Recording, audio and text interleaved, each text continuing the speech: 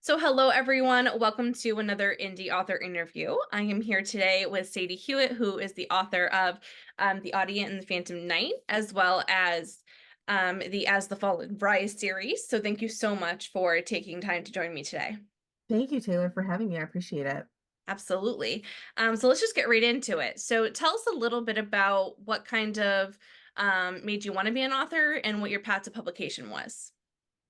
I didn't know I wanted to be an author. I was always writing when I was a kid. My mom has tons of books still saved from when I was in elementary school. I would like write out stories on construction paper and like fold them over and make little books out of them.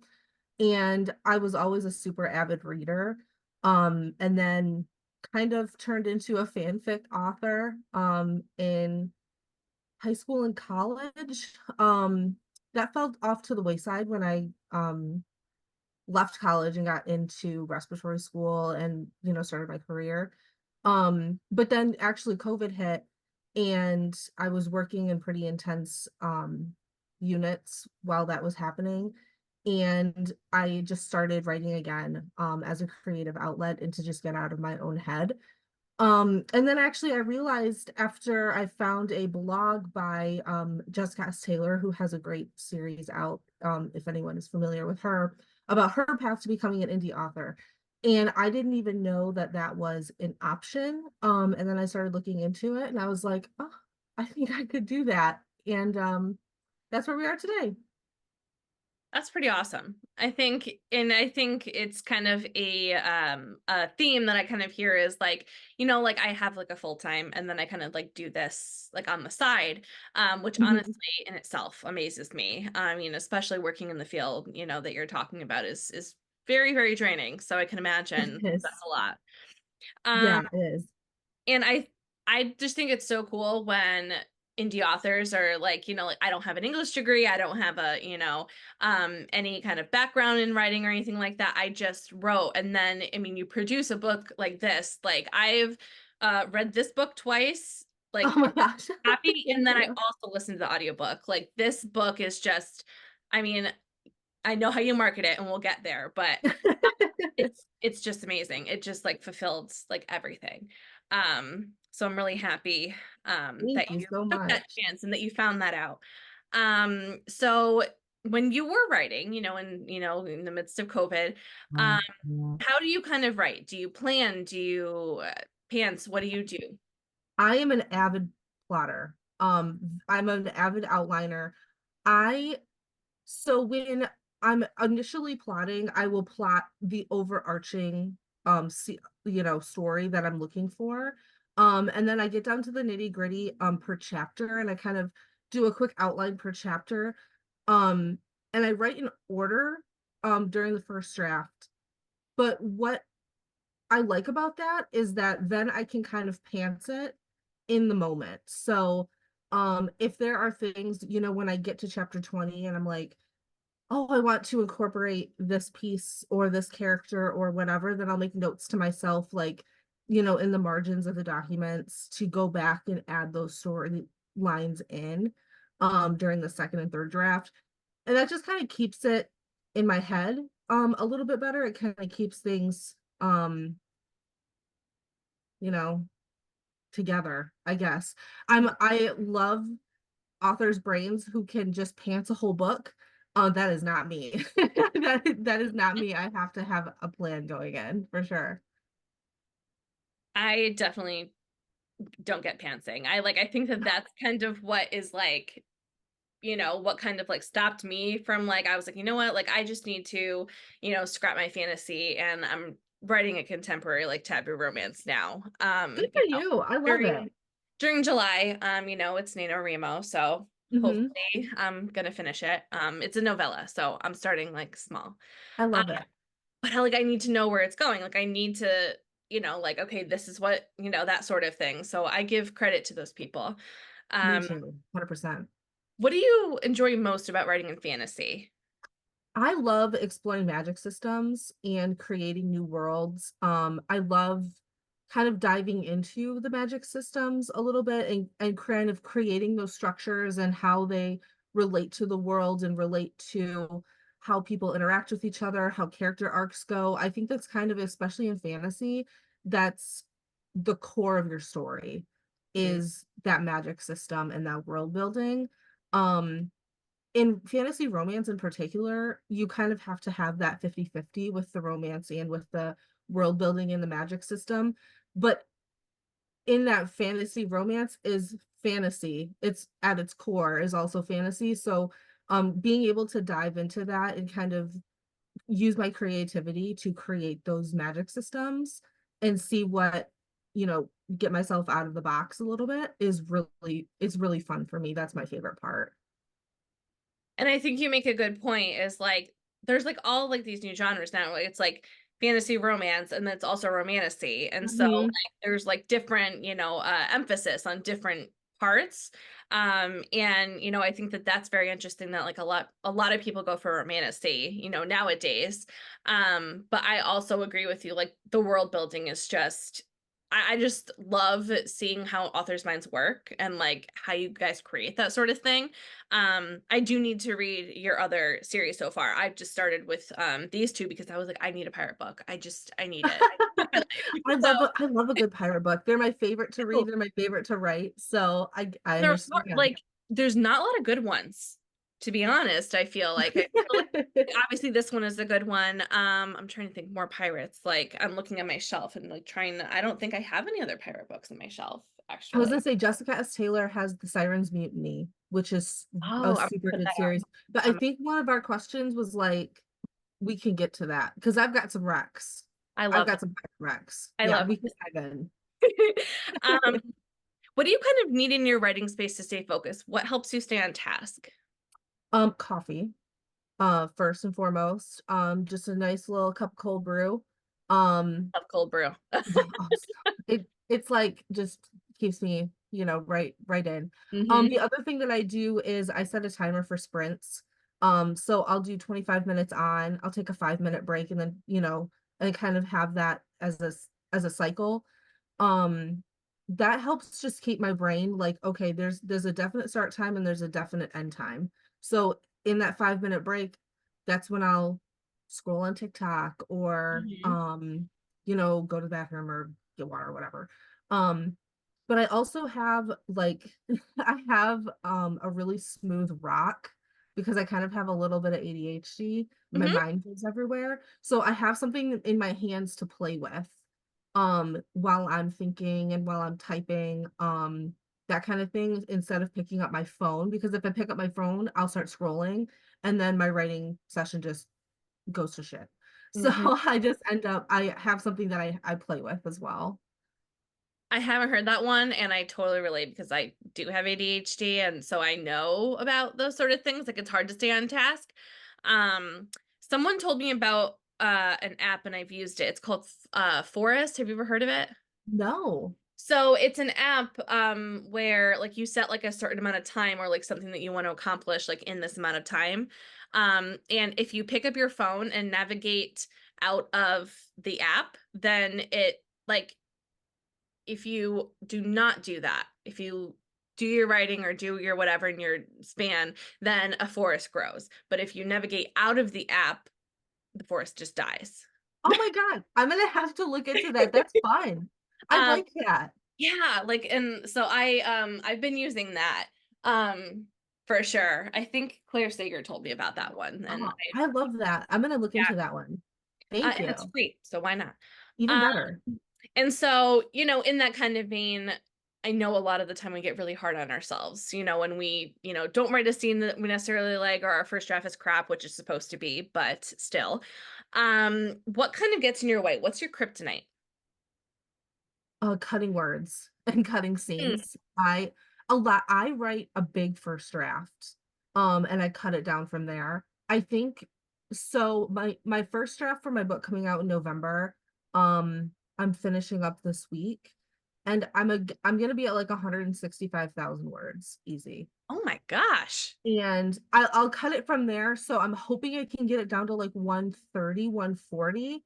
Um, but to me, before I send it to the editor, but to me, all of my scenes Are needed. are needed. And I know that um I work with an editor named Bailey. She's amazing. But she's going to look at it from her perspective and from a, from a reader perspective and say, this is not necessary. And it's always hard to let that go.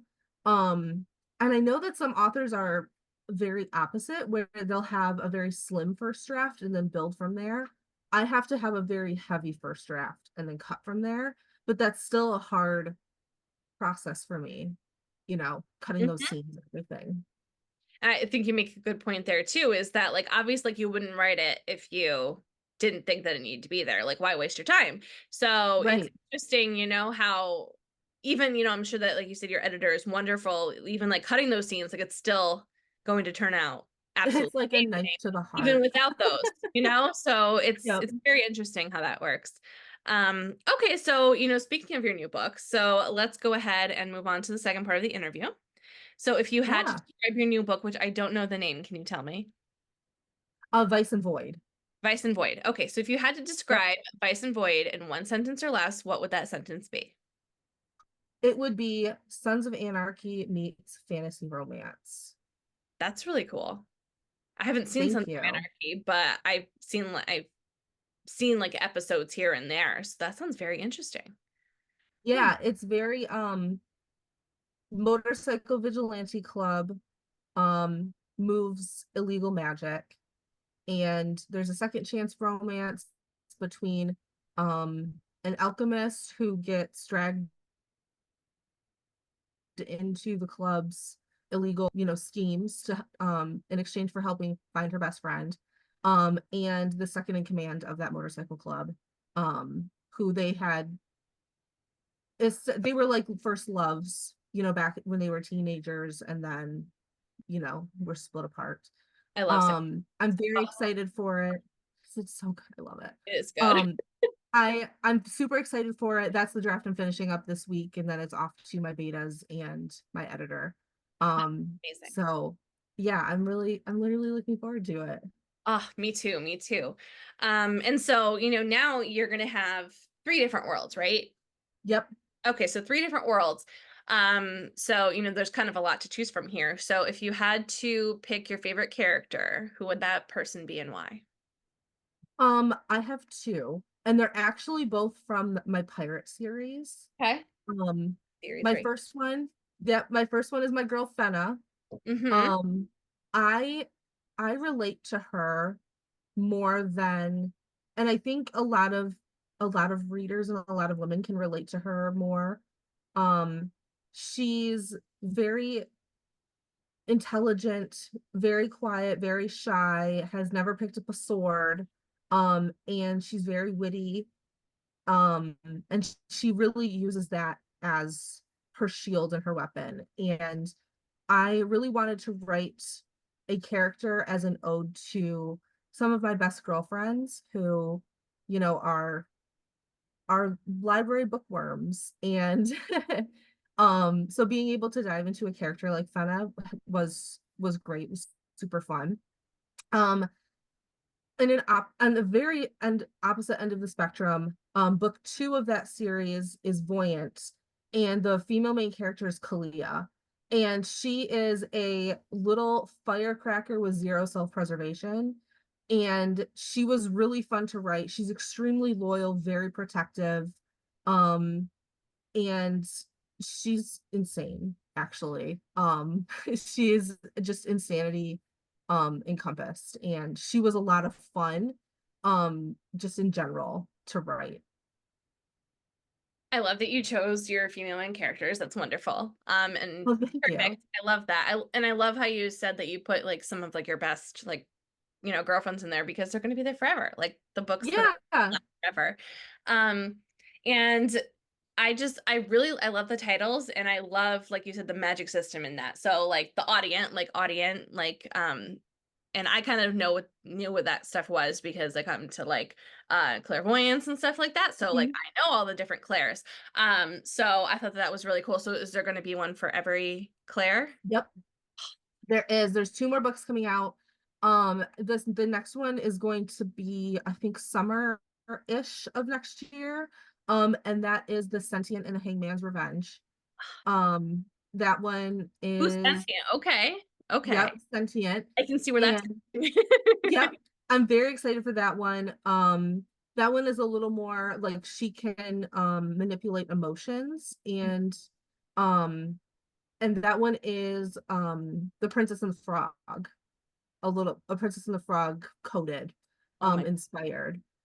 I So love that one's really fun. I love Me Disney too. everything, but I'm definitely very like I'm going to Romantic BookCon in the fall, and Oh, I'll be fun. there while my husband and our best friend go to Disney. So I'm That's not gonna get to amazing. go on, Oh, to the new it with ride. her, but maybe they'll take a video if I'm lucky. I hope they will, just for you.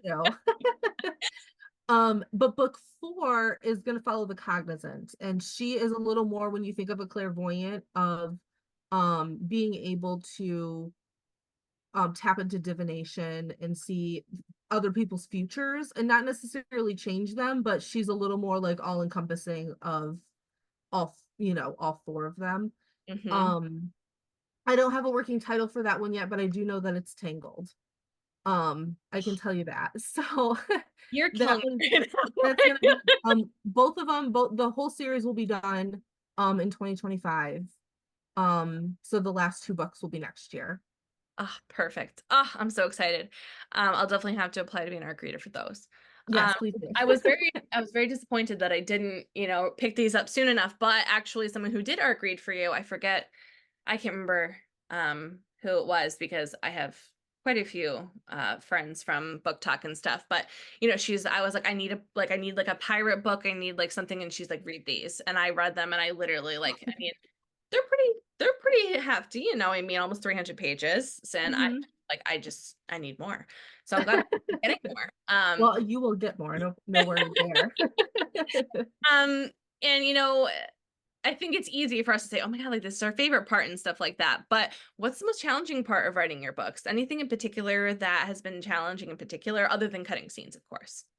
Um, with the pirate series in particular, researching pirate ships, I spent hours Mm, researching pirate ships. And I know obviously this is a fantasy, but I didn't want to just kind of go in blind. And I know this is going to be hard to believe, but I've never been on a 17th century pirate ship before. So I had no clue where to start. I didn't know the workings of it. YouTube videos, PDF, forms of experts. I spent hours of research. And I hope I really did do justice to, the ship and the mm, workings of that, and the titles and everything. But that was definitely that was a big piece of it that went into it for me. That was challenging for sure. research. And I think that, like you said, it's fantasy romance, but like obviously like a pirate ship's a pirate ship, like, Yeah, so trying to find out those things. Pirates of the Caribbean is about as far as I, have gotten with that one. Um, same actually. um, and so what is your favorite scene or quote from any one of your books? Um, in the Voyant, the Mark of Malice, which is book 2 of that series, one of my favorite lines was, "You're just another mistake in the line of the ones I've already made." Mm, And that was a book 2 is an enemies to lovers. So it's one of those scenes where there's a lot of tension, there's a lot of this means nothing, this is going to mean nothing going forward. And that was one of the lines that the main male character Rami delivers to Kalia. And I love it. I love the tension of it, as it's built into that scene. Um, I That was one of my favorites. do you ever just like have to like sit sometimes and like 'cause you just came up with, I mean, I know you probably thought about it like for a bit, but do you ever just kind of be like, oh my God, like I wrote that. Like that's Oh such yeah, a good line. Like that's such a good line, 100%. you know? In particular in Audient, there was a line that I did where, and I'm not gonna be able to quote it perfectly off the top of my head, but where she first meets Devlin and they're in the port, and he says, you looked ruthless while she asked why did you kiss me? And he said, well, I kissed you because you looked ruthless while the city was burning to the ground behind you, and I really like ruthless things. And I had to sit back and be like, I think I peaked. Like, I don't think I could write something better than that. And that's kind of, a reader favorite quote.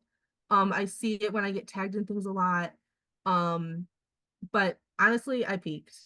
That's, I don't know where it came from, but I don't know if I could do better than that ever again. So it's one of my favorites too.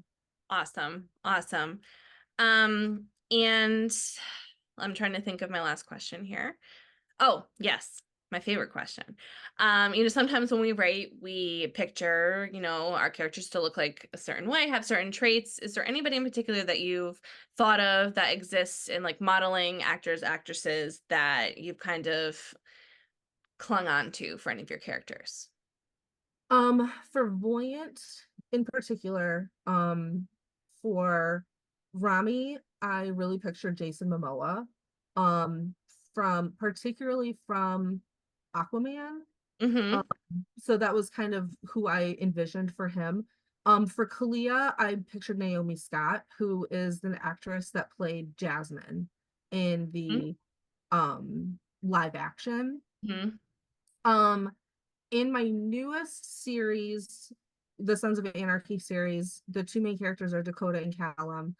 Dakota, I always pictured as Elizabeth Lail, I think is how you say her name, and she is Guinevere Beck from You. If anyone has seen that show. Mm-hmm. But then Callum, I pictured as Theo James, from the Divergent series. I love the So that's some heavy hitters there. Oh, Just, absolutely. But I kind of like knowing that because yes, I can read the descriptions and everything, but I don't know, it just makes it like better. When like I can go back and reread, I'm like picturing them like as this character. yeah, just kind of like, oh, this is what the author pictured. Yeah, I do the same thing. Awesome, awesome. Absolutely. So let's go on to the last part of the interview and just some questions that I would want to know if I were getting to know somebody. So other than reading and writing, what are some things that you like to do in your free time? Um, I travel a lot. Right now I'm in a travel respiratory therapy job, so it's kind of been taking me and my Awesome. husband and our two dogs all over the country. Yeah, we've My we've sister-in-law is been doing all we've lived all over the country now. Oh, really? I she's love a travel that. nurse. We're She's in done in Colorado. the fall. Oh, Um, fun. I've mhm. been all over the Midwest, down into, the South in Virginia, and then out on the West Coast as well. We were out there for a few months. Um, we're done. We've been doing it for about 4 years now, so we're actually Oh, gonna pack up shop and resettle back home in September. But it was a really fun ride. And even outside of that, we're big and we've gone a ton of places internationally. We love hiking, so we take hiking trips, out to Arizona, Utah, Colorado. So that's kind of what we do in our spare time is take our dogs and hit the road. that's awesome. I love that. And so you said that you're going to Thank you. have a lot of recommendations for me. So I'm just going to pull up Goodreads while we're here. So give me Oh some yeah, awesome let's do it. books that you would recommend. I had mentioned Jessica S. Taylor, her Sirens Mutiny series. That's a duet. It's a Finnish duet. And it's phenomenal. It's a low spice, dark fantasy romance. So if any of your listeners are really not big on spice, that's a great pirate series. Um, T.M. Mayfield, her name is Taylor. She has a series called The River Queen, and it is a mermaid series. I think I have so excited. I'm beta reading for her this for book two, That's awesome. um, this month. And I love book one. It's a phenomenal. Everybody check that one out. Jacqueline Benson has a series or a book one of a series. Book two's coming out in the fall. It's called Empire of Shadows, and that's a very like historical fantasy meets the Mummy. And it's very like century suffragist, um very another very like intelligent, knowledgeable female main character that is one of my favorites as well. Jessica Sundin has a book called The Night Market. And that is like a traveling fae book. Very like kind of Romani vibes, with a fortune teller. And that one is really fun. That was a great read. Um, That's the second one, right? The first one is Bound by Ravens. yep, Okay. yep. Emma Ham, of course. Of Emma. Oh my Was geez. I don't have her books because I'm waiting for my special editions to come. I just ordered those too from the Whispers of the Deep and Yes. this Song of the Abyss. So good. Those were It's my favorite. Though like so good. I read the other her other like Demon Mark. I read those. Yes. And I know she has like so much backlist, but the mermaid stuff, like oh my God. Oh, it's phenomenal. She is anyone who is looking for kind of like a monster slash merman book, so good. It's I cannot I think I binged it in like 2 days, both Mhm. books. Like it was a problem. And then of course, Alexis Almenard has House of Bane and Blood. Yes. That duet, fantastic. That's very Peaky Blinders coded. So if that's something that's up your alley, like Gaslamp Fantasy, I'd recommend that one as well. Some those are all of those are my favorites. These are perfect. I didn't know what Gaslamp Fantasy was, but and I'd never seen Peaky Blinders, but I loved those. I loved It's those so so good. much. Phenomenal. It's so good to like branch into different genres. You don't like I am like really into cozy romance now. Like I didn't even know what that was or cozy fantasy. Didn't know what that was, but here I am. Yep. Love it. And if you had to give advice to a younger you or an aspiring author, what would that advice be? Just write the book. Um, and prepare to market way more than you ever wanted to in your entire life. Hmm. Those are the two things. Keep writing, building your backlist. That's, your word of mouth and your backlist are going to be your biggest um pieces. Marketing is tough. Just constantly It shouting is. into the void about your book. Um, yeah, just prepare for that. There's you can't get away from it. Just buckle down and do it. Um, and some days it's going to be really tough, but it's worth it in the end. Tell me a little bit about marketing. Like, how do you kind of go about that? Like, do you have like a PA or do you do it yourself? Do you do all your Um, designing graphics? I do everything myself. Wow. Canva, is my best friend. Hmm. Splurge, that's another piece of advice. Just Splurge for the pro. get the pro. Yeah, just do it. Get the pro. You'll save so much time and money. Hmm. Um, but yeah, I'm a one woman show over here at this point. My husband does a ton of stuff, when he helps me like pack the book boxes and get them shipped out and all of that. But marketing wise, it is just me. And I'm hoping at some point I can kind of be in a position to outsource that a little bit. But right now it's just me, which is fine. I've learned a ton actually, in the year or so I've been doing this. So Which is always beneficial, getting to learn about things that you didn't know, about before. right. It's a little more boots on the ground for sure. Yeah. And I don't mind it. I thought that I would hate it. I've gotten used to it at this point. And I've made a ton of book friends and connections and author friends, and I have my circles now that I would not have had it not been for me shouting into the void about my books over and over and over. So That's it amazing. it it is worth it in the end. I love that. I love that. And, I think the marketing piece, the marketing piece is really the hardest, It is. especially for indie authors. And that's why I do these interviews. That's why, I'm trying to organize signings. That's why I'm trying to do stuff for for you guys because you deserve so much. Well, Uh, and it's so appreciated, truly. and, and I think, I mean, obviously, like Kindle Unlimited and, everybody has their opinions about that. But, I mean, unless you're really selling physical copies and you're selling them, direct to consumer, there's a Mhm. lot of costs involved in that. And you don't get a lot of payoff, especially unfortunately digitally, right? You have to get like a No. lot of page reads for something. Yes, you do. And even so, I mean, I do a good amount of page reads per month, but that's still a good 80 to 90% of my pay. Hmm. Um, Especially, I mean, it's very hard for an indie author to get into a brick and mortar store. And in order to do that, if a lot of people don't know this, but you have to turn your returns on, Hmm. which means that if a book doesn't sell, or if a bookstore buys 10 copies of your book and none of them sell, then they will return them to you, and then you are on the hook for the complete cost of that book, which really can wipe out months of royalties. So I have mine turned off. That is not a risk that I'm willing to do right now. A lot of mine is just focused on me selling directly from my shop, or out of Amazon for physical copies. But then online, honestly, it's just I it's a really big risk for indie authors.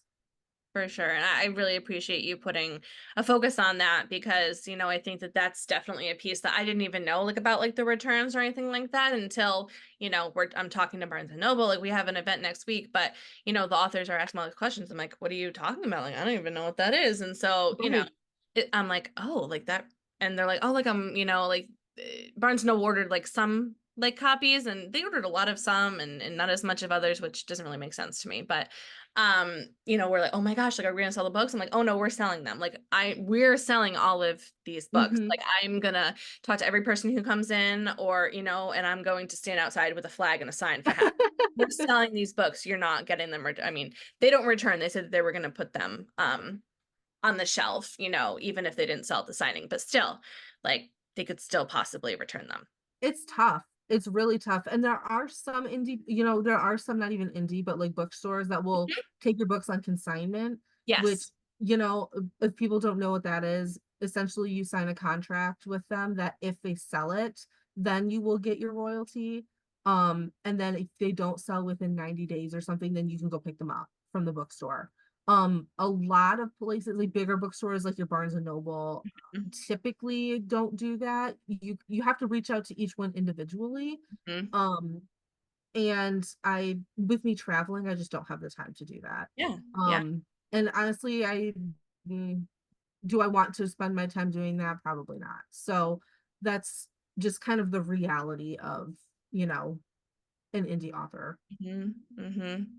All very important stuff for, I think, people to remember and people to know about Yeah. what you're actually, doing when you buy a book, direct Yeah, from. there's a lot that goes into it on the back end.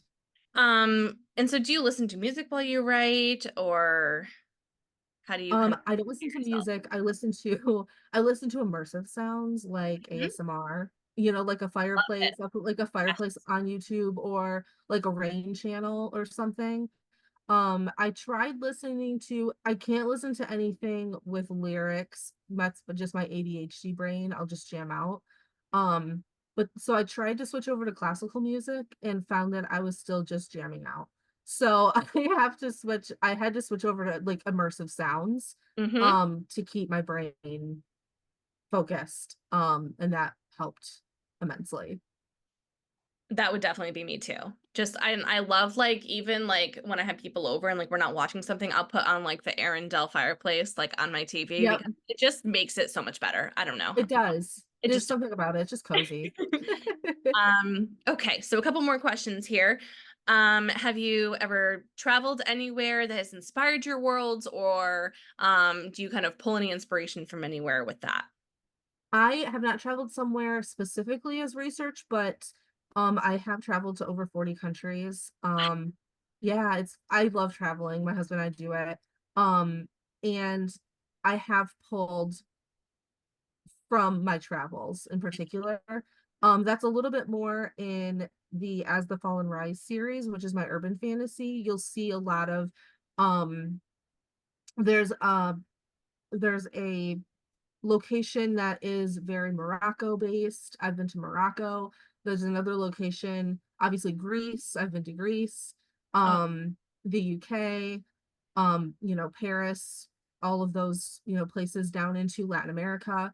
So you'll see a lot of my my travels and kind of places that I've been in particular in my writing, but I haven't gone anywhere specifically as right. research. It's just happened It to just happens, fire. yeah. Um, awesome, awesome. And so my final question is, do you have any upcoming events or signings or anything kind of going on right now? I have two. signings that I will be at in 2025. I'm super excited. I will be at Imaginarium Book Fest in I really Washington, need to go to D.C. this because everybody's saying that, but I don't know. My husband and I are trying to get pregnant, so I don't know Oh kind of yeah. what I'm going to be due. Like, I mean, I can't just, if I can't just go when I have a newborn, but I'm And like, tickets are expensive. Like it's hard to plan no. in advance, you know? And I'm I just get like, that. like I really want to go to that. I really want to go to a Polycon, but I was like, no, like I don't think, like I didn't want to do the ticket Hunger Games because I did that for New York Yeah. Comic Con, and that I think was, they sold out in like 5 minutes this year. oh yeah, it's ridiculous. So I was Yeah. like, no, I'm not doing that. But Imaginarium, I wonder, if do you know if that's like any easier to get tickets to? Have you ever I think gone so. or? This is my first venture. This year I think is gonna be, or 2025 is gonna be year like 5 or 6 for them. Mm, So they are a little more established, which is helps because which helps, and we it's don't gonna be want live. another redo of Readers Take Over. No kidding. Um, but it's also my first signing. So being able to do something where they know what they're doing, when I don't know what I'm doing, is key for me. I'm very excited. And they're focused on as well, LGBTQ authors and BIPOC authors and Black authors. The two owners I think are either Black or BIPOC, and they are fantastic. It's been a great experience so far. I'm super excited. So that one's in Washington DC in June. And I'm also going to be at Book Harvest in Chicago in October of 2025, and that one is a new one. So at least I'll have Imaginarium under my belt before I go. But I know that this one, it's at down a Hilton in downtown Chicago, Mhm. and it is like a Halloween fall based one. So I'm very excited for that one as well. I'm so happy. I'm so happy that you're going to be doing some signings. Like you said, after you get settled and those sort of things.